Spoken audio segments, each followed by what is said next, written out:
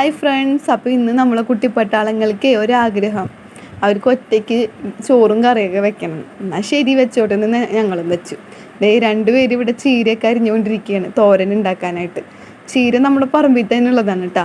താനേ ഉണ്ടായി വന്ന ചീരയാണ്, നല്ല പച്ച ചീര, ഒരു വിഷവും ഇല്ലാത്തത്. ഇയാളത് ഇടയ്ക്കിടയ്ക്ക് ചോറായില്ലേ ആയില്ലേ എന്നിങ്ങനെ ക്ഷമയില്ലാതെ ഇങ്ങനെ നോക്കിക്കൊണ്ടിരിക്കുകയാണ്. അത് കഴിഞ്ഞിട്ട് ഇരുമ്പമ്പുളി ശർക്കര ഇട്ട് വെച്ച കറിയാണ്, നല്ല സൂപ്പർ അടിപൊളി കറിയായിരുന്നു. ഇത് വറ്റിച്ചെടുത്തപ്പോൾ അടിപൊളിയായി, അച്ചാർ പോലെ, പുളിങ്കറി പോലെ.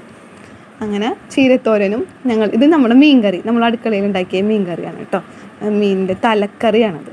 അങ്ങനെ ചോറൊക്കെ റെഡിയായി, വാഴയില വെട്ടി അതേ 4 ആളെ ഭക്ഷണം കഴിക്കാനായിട്ട് ഇരുത്തിയിരിക്കുകയാണ്. ഈ എരിശ്ശേരി എന്ന് പറയുന്നൊരു സംഭവം ഈ 3 കുട്ടികൾക്കും ഒട്ടും ഇഷ്ടമില്ലാത്തൊരു കാര്യമാണ്.